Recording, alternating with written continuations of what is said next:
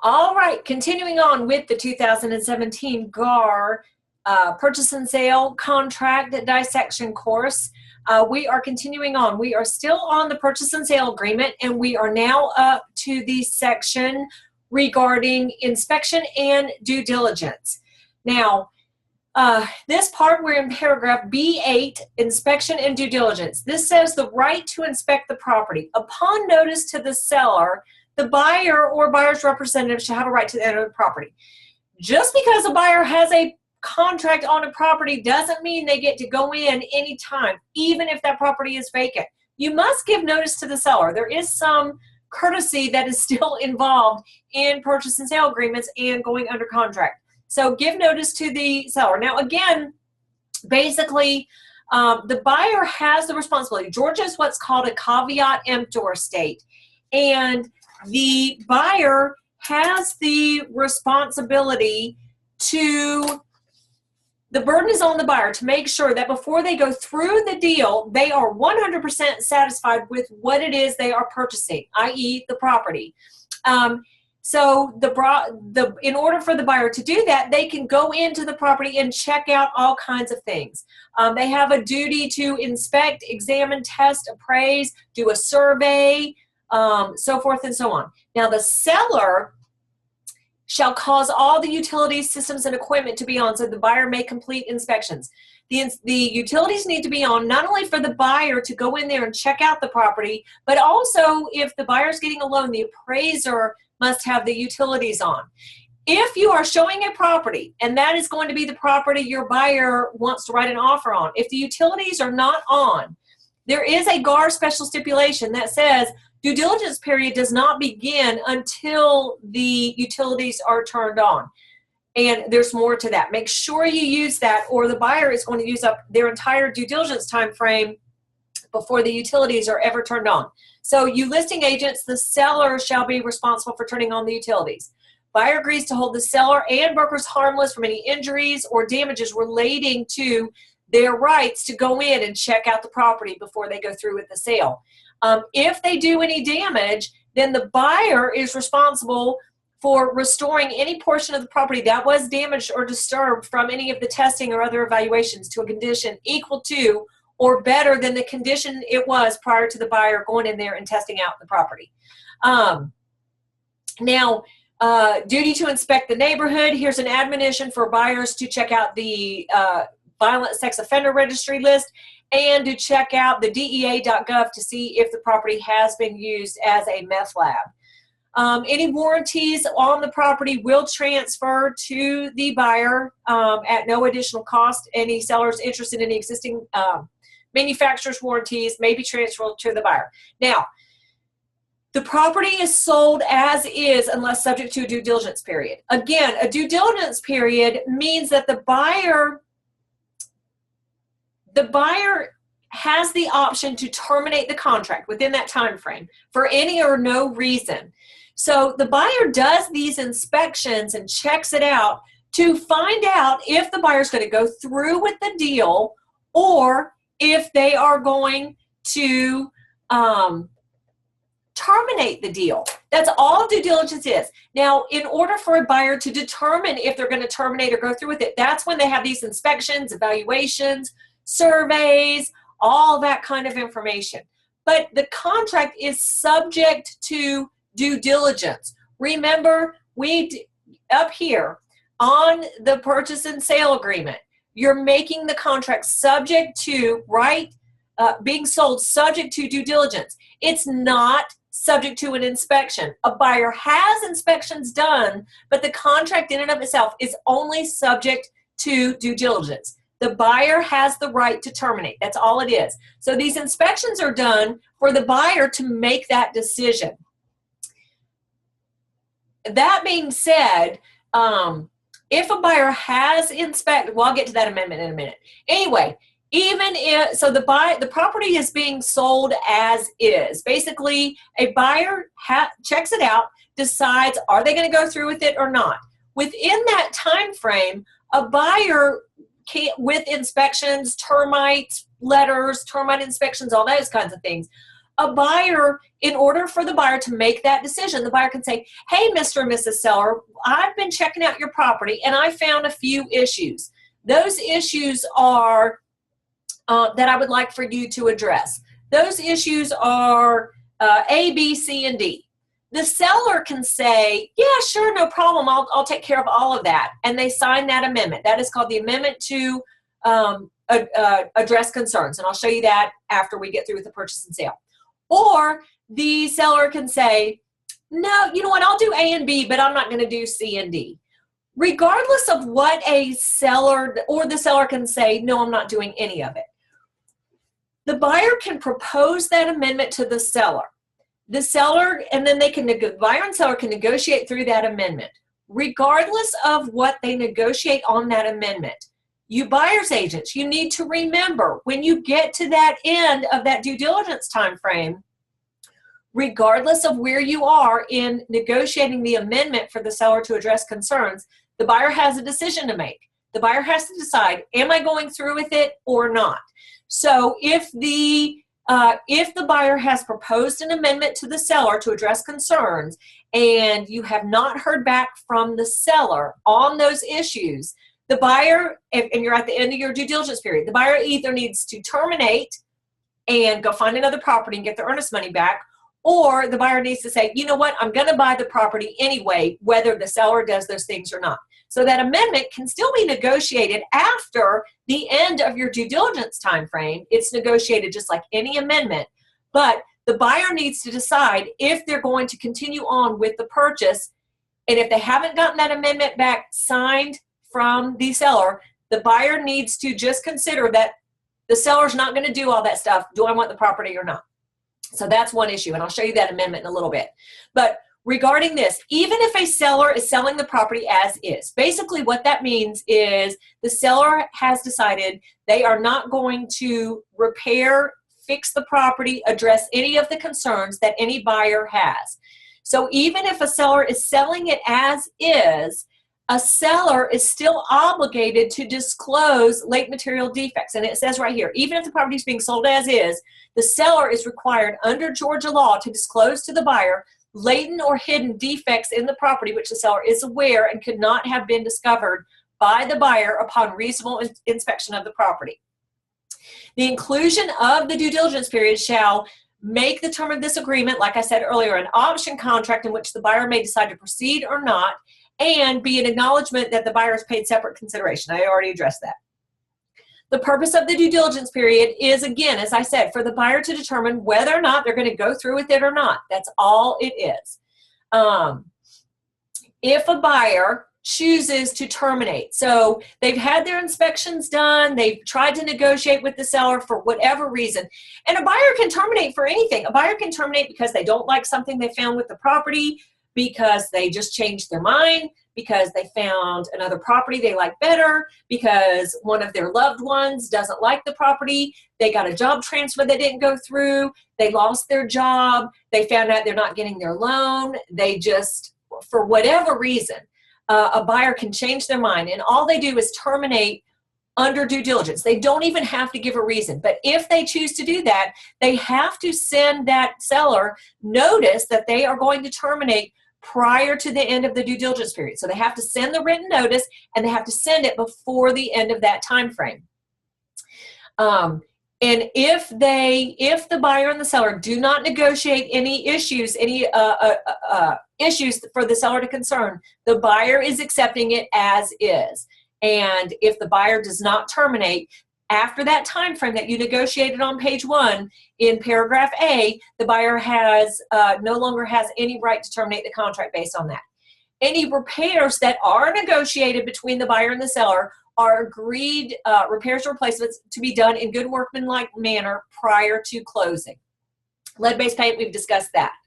All right, agency and brokerage. We had a good discussion about that regarding where you fill it out. Basically, the term broker as used in the contract means the actual broker of the company, the firm, and you, its affiliated licensee. Read through this section. I'm not going to take the time right now to go through this section because you should know what agency is all about. Basically, again, All agents, when interacting with the public, have the right to be open, honest, and not misleading with the public. If there's no agency relationship, then basically the broker's role is limited to performing ministerial acts, or basically filling in the blanks in a contract. You cannot advise, you cannot suggest, you cannot direct or guide. That comes with a client relationship. Here's the consent to dual agency, and here's what designated agency is. Now, this section here under brokerage, basically what it says is the sellers agreed to pay the listing broker a commission pursuant to a separate brokerage engagement. That would be the listing agreement. And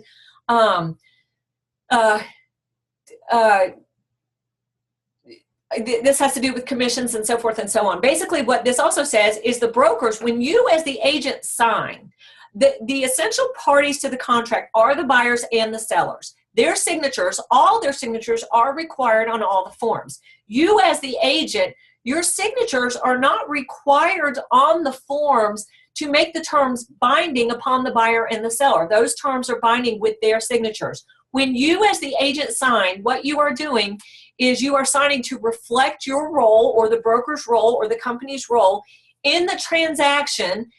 And the role is whatever the agency agreement is, whether it be a client relationship or a customer relationship. So that's what you're signing. And you're signing is your consent to act as holder. And I talked about that earlier when we were talking about the earnest money. So the holder of the earnest money. This agreement or any amendment is enforceable even without the signature of the brokers or the agent. So just again, as a reminder of that. Now, this part here also says in Georgia, in July of 2015, it was passed into law that Georgia real estate agents may write special stipulations. Again, I severely caution you to not write your own special stipulations.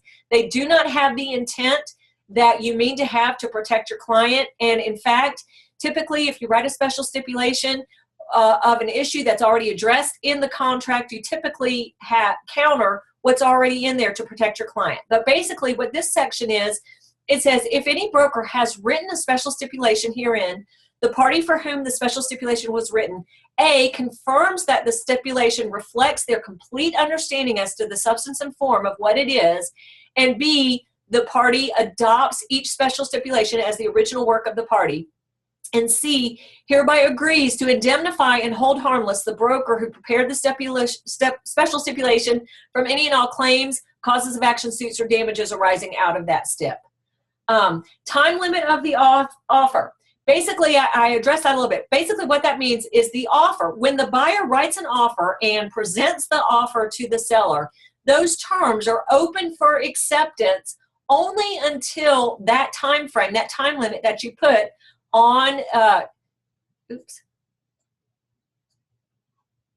here on page 1, time limit of offer. So if you put 5 p.m. on such and such date, at 6 p.m., these terms are no longer open for acceptance. A seller cannot sign, and you will not have a binding contract if the seller signs the contract after the time limit. Those terms are only open for acceptance after that time limit. And that's what it says right there. Okay, paragraph C is all the other stuff you need to know about the contract. Notice, generally, notices have to be in writing. So anything you agents do on the phone, by text, because what device do you use to send a text? Yes, a telephone. In Georgia right now, my understanding as of June 2017, a text message which is sent on a phone is not considered in writing. Even if you transcribe your text to an email, my understanding is the courts will not hold that up as in writing. So text messages have no place in negotiating contracts or communicating information to your clients, to your customers, or to a co-op agent. Everything must be in writing and signed. So just email isn't necessarily notice either. So it must be in writing, legible, and signed by the party giving the notice. It can be done in person, by courier, by email, or fax. Now, the thing about the delivery of the notice, especially we are all doing notices by email. Basically, what the GAR contract says is in the case of delivery electronically, the date and time the written notice is electronically sent to the address or fax number of the party herein is the date it's considered delivered. So, couple things with this. This is really important. When the sender emails a contract, a notice, an amendment, so forth or so on, to the other party, the date of delivery is determined by the date and time, basically has to be the date of when the sender sends it. So number one, the sender has to, if there's a dispute or an issue, the determining factor is the date of the email transmission from the sender. That's number one. Number two is it has to be to the email address or fax on the document. So if you look at the signature page, down here on the signature page, under the broker information, there is a place for the firm or the licensee's fax number and email address.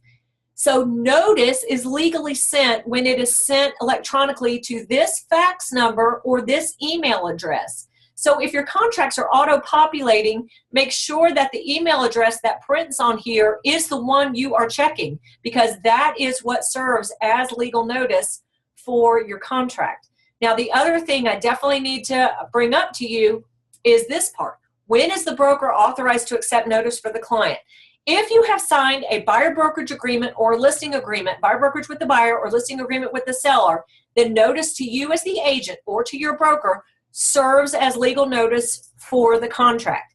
If, however, you are working with the public person as a customer, and this is all contained in this paragraph here, if you are working with the public person as a customer, that would mean if you've signed a customer acknowledgement with the buyer or the authorization to show unlisted property with the seller, then notice must go to that public person. Now, obviously, you're going to send it to the agent working with that person in a customer relationship as well, but legal notice is deemed must go to that customer. So again, on the signature page here, if you're working with the customer, then you must have that customer's email address or fax number. You'll know that, again, from here. If you have this, if this is marked as customer either for a buyer or the seller, then the first thing you should do is look to that signature page and make sure that that customer's email address or fax number is there. If this is marked as client, then you just have to make sure you have the agent's email address or fax number.